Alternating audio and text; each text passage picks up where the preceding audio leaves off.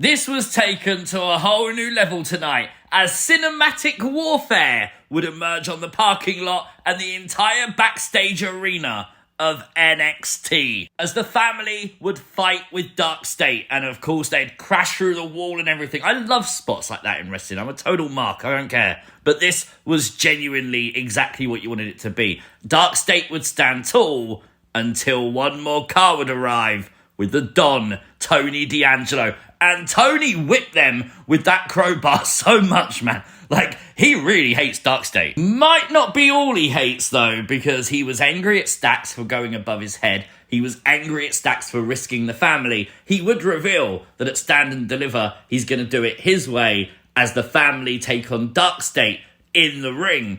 But we've been seeing this friction between the Don and Stacks now for a number of weeks, and we've got to ask the question, is Stacks going to turn on the family? Is Stacks actually the new leader of Dark State?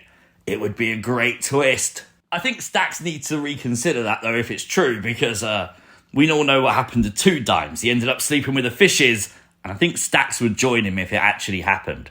This is things you might have missed from WWE NXT. Make sure you hit the like button if you are new to the channel. Hit the subscribe button too. All Ego, Ethan Page would win the first match tonight on NXT, a fatal four-way, and Ethan Page is now #1 contender for the Men's North American Championship at Stand and Deliver. I feel like most people predicted this outcome because obviously Ethan Page is feuding with Ricky Saints recently, but of course after the match he would talk smack, he'd talk about the fact he's going to ruin Ricky's dream, Ricky Saints would attack him, Ricky Saints stands tall, a 5th championship match made for Stand and Deliver.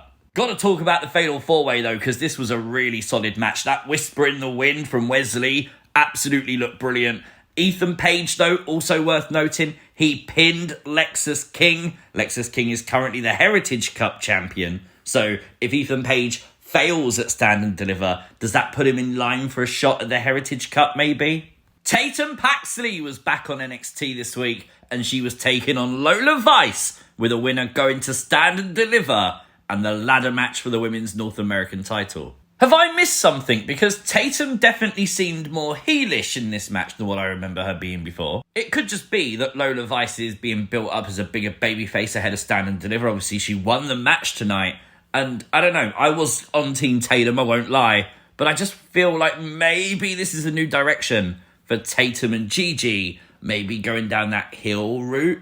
Interesting. It's always hard to tell with characters because a character like Tatum, she can do heelish things and it can be explained by the fact, you know, she's absolutely beautifully psycho, right? So, a bit of a disappointment. We thought maybe we were going to be getting NXT Women's Tag Team Championships, but it was revealed tonight that that's not going to be the case. Instead, we're going to get what's currently booked as a triple threat tag match, which can be made a fatal four-way if Roxanne can find a tag team partner, and they're going to do this at Stand and Deliver with the winners facing off with the women's tag team champions, whomever that may be, next Tuesday on NXT. My first thought is I still don't understand why we couldn't feature at least one of these NXT tag teams in the multi-brand gauntlet that they did on Friday Night SmackDown like a week ago.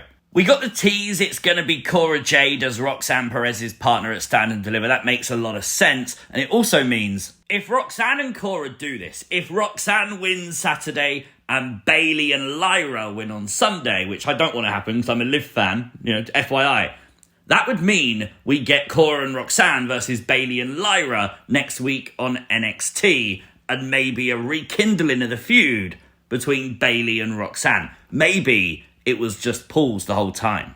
The are you? No, I'm not playing that for Callie Armstrong, who's really awesome and part of WWE Evolve, which you can watch on Wednesday. I'm talking about SOPHIE Turner. Who the fuck is SOPHIE Turner? Her name's Stevie Turner. Oh, how do you get that so wrong? Something they got right tonight, though. Hank and Tank are going to Stand and Deliver. The Belly Boys pulled it together, and they are #1 contenders for the tag team gold. It took a lot of punishment in this match tonight, but it also took a lot of luck, a lot of being in the right place, and a lot of tenacity for Hank and Tank to finally be awarded Tag Team Championship opportunity. Genuinely happy for them. We've watched it for the past couple of weeks as they tried to pull it all together. Tonight, they was able to do it. Question, can they do it one more time at Stand and Deliver? Can Hank and Tank become the new Tag Team Champions? I like Fraxium, but I'm going to go with Hank and Tank on my prediction for this one. I think they can. I think they should. I believe in the Belly Boys. Thea Hail is back on NXT TV, and it's been far too long. I've missed Thea Hail, really have. They did spoil it, though, after basically making out, some kind of mystery person. They did just put it up on a graphic minutes before the match would begin, which was a bit weird. She would give her blessing for Andre Chase to restart a Chase U group, which I'm very happy about. Thea would make light work of Karmen Petrovic tonight, and Thea Hail is going to stand and deliver. I'm on Team Thea for this ladder match, I really am. Gotta say though, her theme song is an absolute banger. Not sure the start of it where it says I'm a grown-ass woman, but the rest of it, the actual theme song, is so good. Really love that for her. All 4 women in the Fatal 4-Way for the NXT Women's Championship at Stand and Deliver got a video package played tonight, highlighting their life, highlighting their accomplishments, their desires, and their animosity towards other people in the match. Gotta say though, Jordynne Grace's for me was absolutely superbly done. It really told a great story of Jordynne Grace's career prior to WWE, from the early days, her determination, her work ethic, her skill and ability to be where she is today. Do you know what? After this, I think Jordynne Grace has a really good chance of winning.